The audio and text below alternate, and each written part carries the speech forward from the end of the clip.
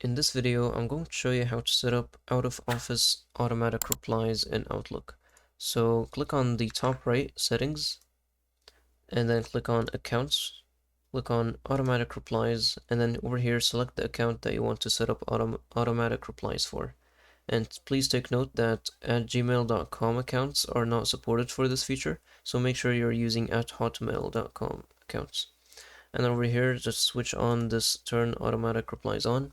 If you want it during a specific time period that your automatic reply works, just check this box.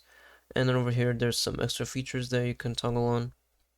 And over here, you can compose your actual automatic reply. So you can just say something like out of office